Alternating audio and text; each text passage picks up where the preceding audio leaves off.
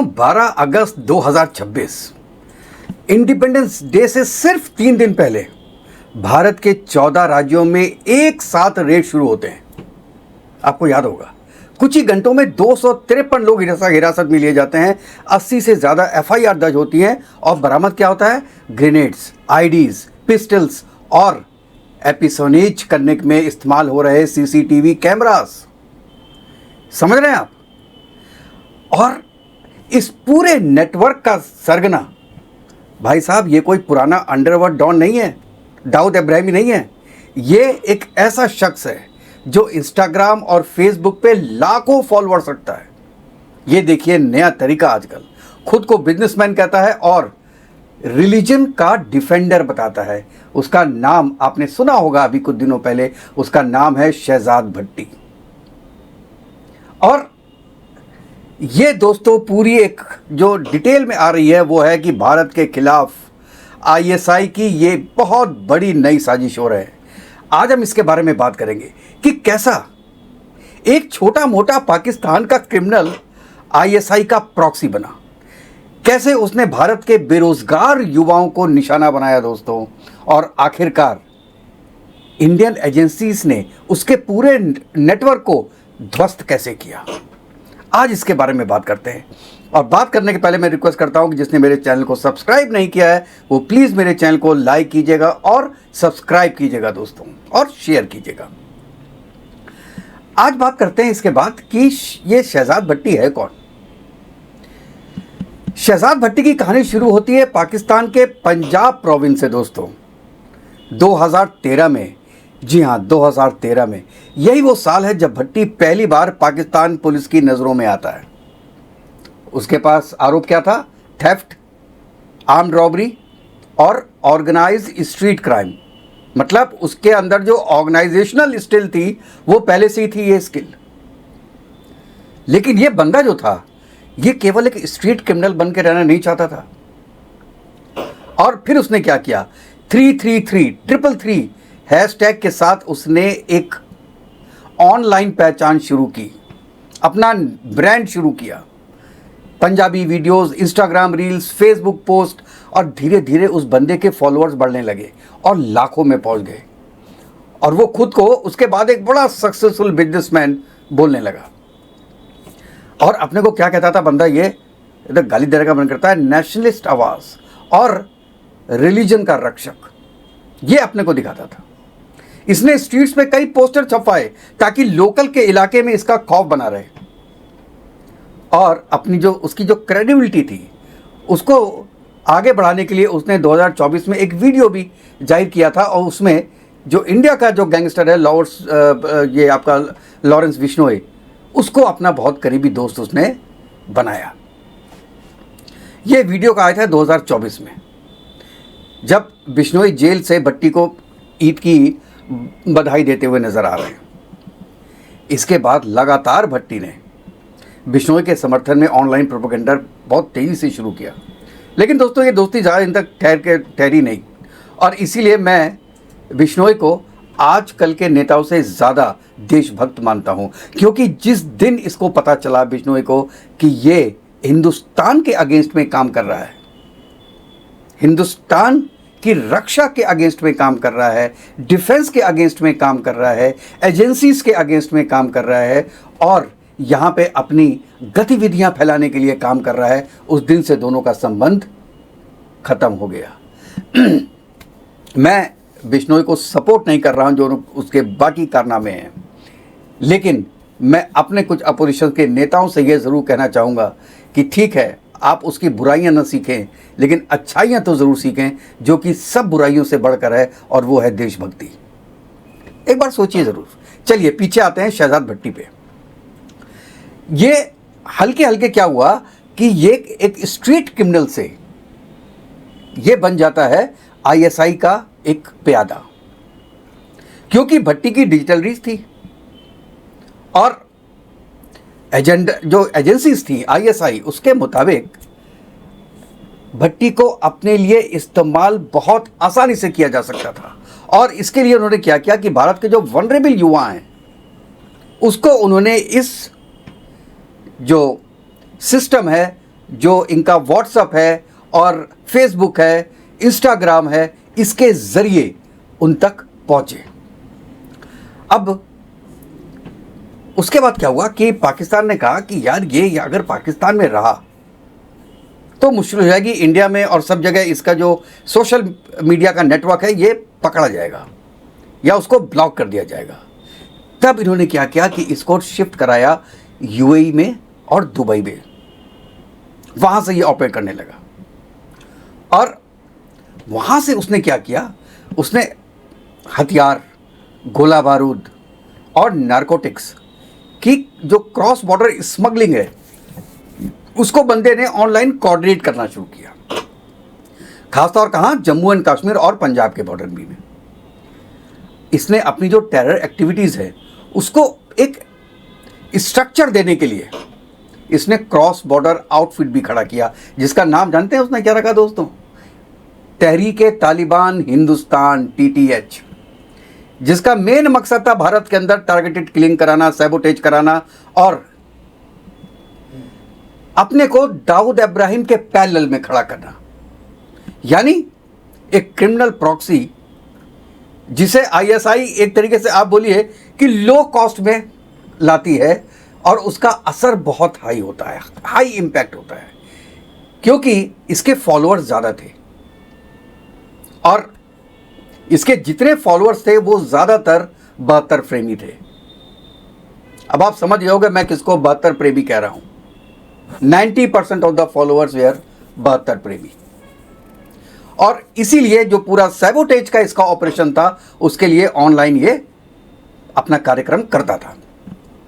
अब आप देखिए दोस्तों, 2024 से 2026 तक की जितनी भी घटनाएं हुई हैं, आप ये एक मैं आपको सीरियल वाइज बताता हूं।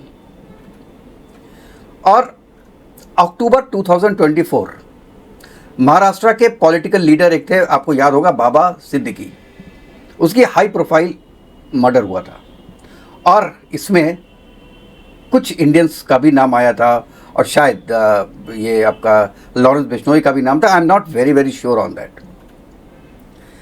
तो जो इंडियन इन्वेस्टिगेटर्स ने, उन्होंने भट्टी को इस केस में एक बड़े मुख्य कॉन्स्पिरेटर की तरफ उन्होंने इशारा किया था, उसके अलावा जीशान अख्तर। और फिर बाद में क्या किया कि भट्टी ने ही अपने कनेक्शन से जो जीशान अख्तर है उसको इंडिया से भगा दिया था, वो क्योंकि बॉम्बे में था। मार्च 2025 में जलंधर में एक पंजाबी यूट्यूबर, आपको याद होगा, रॉजर संधू, उनके घर में ग्रेनेड ब्लास्ट हुआ था। NIA ने इस केस में भी भट्टी को एब्सकॉन्डिंग एक्यूज्ड के तौर पर चार्जशीट किया था। इवन अप्रैल 2026 में हरियाणा के सिरसा में वुमेन पुलिस स्टेशन पे ID ब्लास्ट इसने करवाया था और NIA ने जो जांच की थी उसमें भी भट्टी को इसका मास्टरमाइंड बताया गया था। उसके अलावा जनवरी 2026 में अंबाला के बलदेव नगर पुलिस स्टेशन पर भी कार बॉम्ब एक्सप्लोजन हुआ था।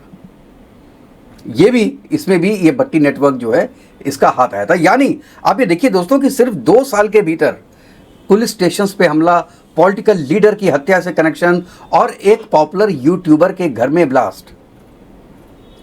और यही वो पैटर्न था जिसने अनंता इंडियन एजेंसी को इस नेटवर्क के पीछे लगा दिया था कि यार कुछ ना कुछ ज़रूर है।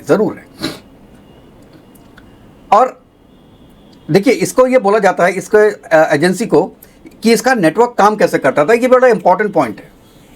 एजेंसीज जानते हैं इसको क्या बुलाती हैं? इसको बुलाती हैं एस्केलेशन लैडर, यानी एक सीढ़ी जैसा तरीका जिसमें रिक्रूट करते हैं लोगों को, उसमें कदम दर कदम उनको गहराई में ढकेला जाता है। मतलब शुरू में छोटा काम, फिर उससे बड़ा काम, फिर सबसे बड़ा काम, फिर ऐसे ऐसे काम में उनको लगाया जाता है। वो जानते हैं कहीं ना कहीं तो ये बंदा पकड़ा जाएगा, नहीं पकड़ा गया तो अंतिम में क्या होगा, उसको सुसाइड बॉम्बर बना देंगे।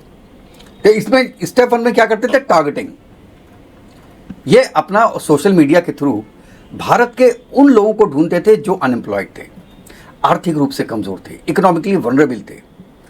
उनसे क्या करते थे? स्टेप 2 क्या होता था कि उनसे स्मॉल फेवर्स मांगते थे।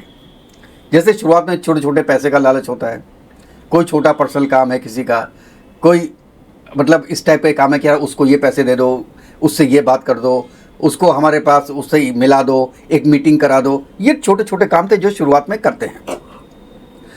तो ये स्टेप 2 हो गया। स्टेप 3 क्या होता था कि जब इतना काम उसने कर दिए छोटे मोटे, उसके बाद उसकी लॉयल्टी टेस्ट होती थी। उनसे कहा जाता था कि आप जो एक पोस्टर्स वगैरह होते हैं ना, जैसे कोई किसी को डराने के लिए, थ्रेटन करने के लिए कुछ पोस्टर्स होते हैं, रात में चुपके से आप देखते हैं, सुबह सुबह लग जाते हैं, वो चिपकाने जैसे काम दिए जाते थे इस खास तौर से। और ये एक तरीके का टेस्ट होता था ताकि उनकी जो लॉयल्टी है उसको परखा जा सके। उसके बाद आता था स्टेप नंबर 4। मतलब इस चीज़ में ये इंपॉर्टेंट है कि अब इनको दिया जाता था एप्सियोनेज टास्क। जो पहले के जितने टास्क हैं उसमें जो पास हो जाते थे उनको भी दिया जाता था। उन्हें जो है सेंट्रल एशियन बैंक अकाउंट्स के जरिए पैसे भेजे जाते थे ताकि वो high definition Chinese made CCTV कैमरे अगर खरीद सकें। पैसे से कैमरे खरीदेंगे उसके बाद ही तो काम कर पाएंगे। और ये कैमरे जानबूझकर जो इंडिया के जो सेंसिटिव इलाके थे उसके पास लगाए जाते थे, जैसे air bases, railway stations, military installations, उनके आसपास, ताकि जो लाइव कवरेज है, लाइव फुटेज है, वो सीधे पाकिस्तान के हैंडलर्स के पास पहुंचाई जा सके। यही एक तरीका था जिससे एक साधारण और बेरोजगार आदमी बिना पूरी तस्वीर समझे एक क्रॉस बॉर्डर ऑपरेशन का हिस्सा बन जाता था। बहुत बाद में उसको पता चलता था यार हम तो ठगे गए। अच्छा, अभी आप भट्टी को बात कर रहे हैं हम, तो भट्टी को अगर आप सेंटर में माने तो कई नाम हैं जो इसके साथ जुड़े। ये अकेले काम नहीं करता था, उसका एक पूरा वेब था जिसे अब हिंदी में जाल बोलते हैं। सबसे बड़ा कौन था? फारूक खोखर। ये बलोचिस्तान बेस्ड माफिया डॉन है जिसे भट्टी का भी मेंटोर माना जाता है, जिसने इसे इलीगल वेपन ट्रेड में एंट्री कराई। उसके अलावा दूसरा था अजमल गुज्जर। यह भी पाकिस्तान बेस्ड एड है जो ड्रोन के जरिए हथियार और हेरोइन को ड्रॉप करता था पंजाब बॉर्डर पे और इंडिया में उसको कोऑर्डिनेट कराता था। इसके अलावा जाट एलाइस, आबिद चहल और राना हुनैन, जिसको राना भाई भी बोलते थे ये। इसके अलावा यूएई और पाकिस्तान बेस्ड कई ऑपरेटिव्स थे जो भट्टी के जैसे ही डिजिटल रिक्रूटमेंट मॉडल बनता था उसको वो कॉपी करते थे और भी लोगों को इकट्ठा करने की कोशिश करते थे। और भारत के अंदर भी नेचुरल है कि उसके जितने भी मॉड्यूल थे वो सब एक्टिव थे। उसमें कौन से एक बंदा है अनस त्यागी और मोहित। दिल्ली पुलिस ने जो स्पेशल सेल में जो हैंडलर्स पकड़े गए हैं जिन पे आरोप है कि वो ड्रोन पेलोड्स रिसीव करते थे और मंदिरों और हिसार के मिलिट्री कैंप जैसी जगहों पे रेकी करवाते थे, उसमें तुषार चौहान, समीर खान, ये नोएडा से यूपी जो एटीएस है उनके द्वारा ये दोनों पकड़े गए। और जानते हैं इनकी उम्र कितनी थी साहब? 20 साल की उम्र। और ये डायरेक्ट आपका निर्देश लेते थे भट्टी से। देखिए आप, एक इंस्टाग्राम इन्फ्लुएंसर से शुरू हुआ सफर आर्म्स डीलर, ड्रोन ऑपरेटर्स और भारत के अंदर स्लीपर मॉड्यूल्स तक पहुंच जाता है। इसके बाद आपने देखा होगा अमित शाह साहब ने एक एक्सप्लो पोस्ट किया, ये इंडियन गवर्नमेंट का स्टेटमेंट है। और फिर वो दिन आता है 12 अगस्त 2026। मिनिस्ट्री ऑफ होम अफेयर्स के मुताबिक real time intelligence share system का इस्तेमाल करते हुए जो ये स्टेट पुलिसेस हैं उनके साथ मिलकर एक बड़ा कोऑर्डिनेटेड मल्टी स्टेट ऑपरेशन चलाया गया दोस्तों। 14 राज्य, 253 लोगों को पकड़ा गया, 80+ FIR। नतीजा 14 राज्यों में एक साथ रेड। उत्तर प्रदेश, हरियाणा, दिल्ली, पंजाब ये सबसे आगे रहे इसमें। और उनके अलग जो है वो UAPA भी लगाया, BNS भी लगाया, आर्म्स एक्ट भी लगाया, NDPS एक्ट भी लगाया और एक्सप्लोसिव सब्सटेंस एक्ट के तहत भी उन पे आरोप लगाए गए। और ख़ास तौर की बात दोस्तों कि जितने इनके आइटम्स मिले हैं उनमें कुछ में पाकिस्तान ऑर्डिनेंस फैक्ट्री के मार्किंग वाले ग्रेनेड्स मिले, IDs मिले, पिस्टल्स मिले, लाइट कार्ट्रिजेस मिले और जो एपिसोनेज करने के इस्तेमाल हो रहे जो CCTV कैमरेस हैं वो मिले। कुछ में था, कुछ में नहीं थे पाकिस्तान के। लोग कहेंगे यार पाकिस्तान खुद करता है और खुद अपने स्टैम्प लगा के इंडिया में क्यों भेजेगा? वो इसलिए होता है, कभी कभी ऐसा होता है कि उनके पास वो माल होता नहीं है क्योंकि आपको पर्टिकुलर उस चीज़ का प्रोडक्शन तो पाकिस्तान में चाहिए। अब पाकिस्तान वाले क्या करते हैं कि कुछ प्रोडक्शन करते हैं या ज़्यादातर प्रोडक्शन करते हैं जिसमें पाकिस्तान ऑर्डिनेंस फैक्ट्री की मोहर लगी होती है, और कुछ बनाते हैं जिसमें मोहर नहीं लगी होती। अब क्या होता है कि अगर आपको रिक्वायरमेंट अर्जेंट है तो क्या होता है कि वो कहते हैं यार ये जो है वो इसमें स्टैंप लगी हुई है, इसको साफ़ करके भेजो। तो जो साफ़ करने वाला आदमी है वो साफ़ नहीं करता उसको, वो उसको क्लीन नहीं करता है या पूरी तरीके से क्लीन कर नहीं पाता, और उसको लगता है कि उसने क्लीन कर दिया, लेकिन जब यहाँ पे उसकी चेकिंग होती है तो पीछे उसको लिखा हुआ उसमें दिख जाता है। क्योंकि एक बार अगर आपने एंग्रेव करके लिखा हुआ है तो उसको आप हटा नहीं सकते, मुश्किल होती है। ये रीज़न है कि उसके अंदर उनके ना चाहते हुए भी ऑर्डिनेंस फैक्ट्री के जो मार्क्स हैं वो दिखाई दे जाते हैं, ये रीज़न है। अच्छा, यूनियन मिनिस्टर जो अमित शाह साहब ने इसने एक्स पे लिखा है कि साहब मोदी सरकार ने, मैं आपको हिंदी पढ़ के सुनाता हूँ उसका, मोदी सरकार ने ये ISI based terror group independence day से पहले डिस्ट्रॉय कर दिया है और उसकी सबवर्सिव अटैक्स की योजनाओं को नाकाम कर दिया। अब हमारे कुछ साथियों को, अपोजिशन पार्टीज के नेताओं को, जो बड़े बड़े नारे लगा रहे थे कि अमित शाह गायब हैं, अमित शाह गायब हैं, पार्लियामेंट में नहीं आ रहे हैं, अब आपको पता चला कि अमित शाह कहाँ थे। पार्लियामेंट में होते हुए भी, पार्लियामेंट के अपने रूम में होते हुए भी वो फ्लोर पे नहीं आते थे। वो इसलिए क्योंकि इतना बड़ा ऑपरेशन, 253 लोगों को एक साथ पकड़ना, यह मजाक नहीं था। इसमें हर पल होम मिनिस्टर का अप्रूवल चाहिए होता है। वो डायरेक्ट बैठ के उसका निरीक्षण कर रहे थे, इसलिए वो नहीं आ पा रहे थे। किस लिए आते? और अगर 15 अगस्त के पहले कोई बहुत बड़ा अटैक हो जाता, फिर ऑपोजिशन क्या बोलती कि आप तो यहाँ बैठे रहे, देखिए साहब ये तो पार्लियामेंट में बैठे रहे और वहाँ पे अटैक हो गया, हिंदुस्तान के ऊपर इतनी जगहों पे अटैक हो गया। पाकिस्तान ने कराया नहीं कराया हमको नहीं पता साहब, ये तो बीजेपी नहीं करा दिया होगा। क्योंकि आजकल ये कॉकरोच जनता पार्टी आ रही है, वो उसके लेवल में आ रही है, वो उनको जीने नहीं दे रही है, इसलिए देखिए ऐसे वक्त में कुछ ना कुछ तो कराना ही था उनको। और पहले के एग्जाम्पल भी देते कि जब बीजेपी इलेक्शन से पास जाती है तो कुछ ना कुछ हो जाता है। यही आज हुआ है, केवल लोगों का ध्यान, बच्चों का ध्यान कॉकरोच जनता पार्टी से हटाने के लिए इतना बड़ा एक्शन ले लिया, और इंडिया में इतने लोगों की जान गंवा दी बीजेपी ने, ये कायर हैं, ये वो हैं, ये होता। समझ रहा है मेरी बात? जो कि बंदा अपने ऑफिस में बैठा रहा, रात में 1-1 बजे तक निकलते थे आपकी और हमारी सुरक्षा के लिए। और जो हम आपकी बात कर रहे हैं उसमें राहुल गांधी भी आते हैं, उसमें अखिलेश यादव भी आते हैं, उसमें ममता बनर्जी भी आती हैं, केजरीवाल आते हैं कि नहीं आते पता नहीं हमको, क्योंकि उन्हीं के सौजन्य से तो पंजाब में ये सब हरकतें होती हैं या हो सकती हैं। I don't want to be very specific on that. तो दोस्तों, ये आप ये सुनिए कि ये लास्ट में मैं एक बात बताता हूँ आपको कि ये शहजाद भट्टी की कहानी सिर्फ एक व्यक्ति की कहानी नहीं है।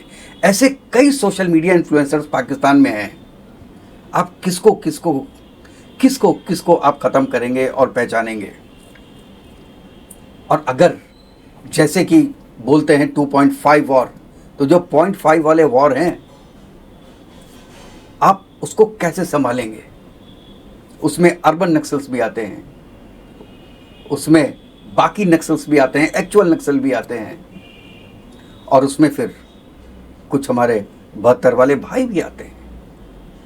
आप कैसे संभालेंगे? क्योंकि जो 253 लोग हैं उसमें 80% से ज़्यादा आप समझ सकते हैं कि कौन है, क्यों है, ये मुझे कभी समझ में नहीं आया। शांतिपूर्वक क्यों नहीं जीना है इस कंट्री में, समझ में नहीं आया। क्या दुश्मनी है हिंदुस्तान से, ये मुझे समझ में नहीं आया। जो जगह, जो धरती आपको खाना देती है, आपको अनाज देती है, आपको नौकरी देती है, पैसा देती है, आपके बच्चे पढ़ते हैं, आपके बच्चे बड़े होते हैं, वो नौकरियां करते हैं, आपको दुनिया की हर सहूलियत जिस कंट्री में मिलती है, जिस धरती में मिलती है, आप उसके अगेंस्ट में जाने की कैसे सोच सकते हैं? कितनी बड़ी ताकत होगी जो आपको ये करने को मजबूर करती है? क्या यही भाईचारा है? अगर यही भाईचारा होता, तो कभी बांग्लादेश पाकिस्तान से अलग नहीं होता, अफगानिस्तान वाले पाकिस्तान को ठोक नहीं रहे होते, बलूचिस्तान के लोग पाकिस्तान को नहीं ठोक रहे होते, पीओजे में अराजकता नहीं होती, और बाकी पार्ट्स में जो पाकिस्तान के हैं जिसमें खैबर पख्तूनख्वा भी है, वहाँ के लोग अलग देश बनाने की बात नहीं कर रहे होते अगर इतना ही ब्रदरहुड होता तो हमारे यहाँ भी लोगों को सोचना चाहिए कि ब्रदरहुड उनको कहते हैं कि जो आपके देश के लोग हैं उनसे आप ब्रदरहुड की जो भावना है वो उजागर कीजिए, वो चाहे किसी धर्म के हों, किसी जाति के हों, किसी संप्रदाय के हों, आप उनसे ब्रदरहुड कीजिए। आप ब्रदरहुड उनसे मत कीजिए जो हिंदुस्तान के वासी ही नहीं है। आप दोस्तों इसके बारे में क्या सोचते हैं, अपनी राय ज़रूर दीजिएगा। तो नेक्स्ट वीडियो में मिलते हैं, तब तक के लिए जय हिंद, जय भारत, वंदे मातरम। खुश रहिएगा, स्वस्थ रहिएगा दोस्तों।